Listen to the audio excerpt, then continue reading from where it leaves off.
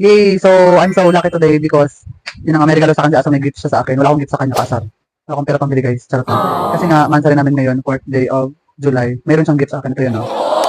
Binigay sa akin na, hindi ko alam kung paano siya gamitin. Para siyang, mas mapalitastan ko alam kung ano. Para siyang snake na, basta, ano siya, lagayan siya ng phone na mayroong light.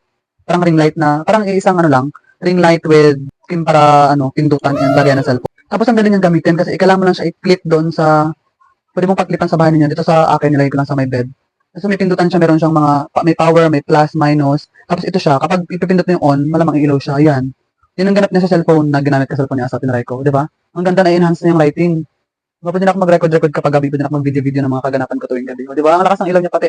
Tapos kailangan mo lang siyang isaksak syempre sa kuryente para gumana. Tapos ayun ang tinry ko. Ito yung effect niya kapag walang ilaw. Ito yung effect niya sa camera, sa video kapag walang ilaw. Tapos kapag turn on natin yung ilaw, try natin. I-turn on natin ha. Ayun, yun ang ganap niya. Di ba? Ang ganda.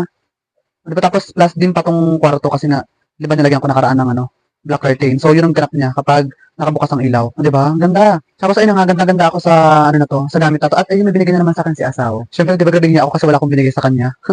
Baka na lang next. So ayun nga, binuksan ko na naman tong binigay niyang isa. So, tingnan natin kung anong laman. At ayun nga, nakita ko sa box para siyang tripod. At kaka-order ko lang ni Pam ng tripod. So, di ba? So, mag-double-double ang tripod natin. Mabuti nga lang yung tripod na ito pala ay tulad ng napanood ko sa TikTok kanina, yung para siyang may sensor na nagpa-follow yung cam kapag nasaan ka. Like for example, sa ride ka pupunta, susunod yung cam kahit hindi wala kang gagamitin device. Basta nasa sense na kasi may siyang sensor sa ilalim kung saan banda yung tao, doon siya gagalaw-galaw siya. So perfect, ang ganda-ganda. Pwede na ako mag-shoot ng video na ako lang mag-isa kapag wala akong kasama sa bahay, kapag kailangan ko ng katulong mag-move ng camera. So yun, pasabog, di ba? Perfect. Try natin yan. Try natin kung talagang gagana siya. Go! Go, ito na siya. Nabuo na. Meron siyang sensor. Sensor ba ang tawag doon? Oo, nasa-sense siya kung saan pwesto ka. Like, for example, dito ako sa gilid. Sumunod ka. Sumusunod. Ala, perfect.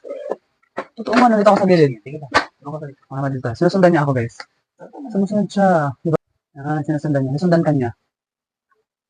Nasundan ka niya naman. Ayan. Perfect. Hindi pa tayo dito. Ang ganda. So, hindi ko alam kung saan ito nabili. Tigala lang ito niya sa akin ngayon. So, kung may mga link, isi-send ko dito para makabili din. Ang ganda. Sa mga mali pong video, perfect talaga. Tapos pwede rin siyang i-landscape. Pa-landscape to, so baka masira ako. Pwede rin siyang landscape. Ganda! Thank you, so ganda. Perfect. Kaya kapag nagluluto ka,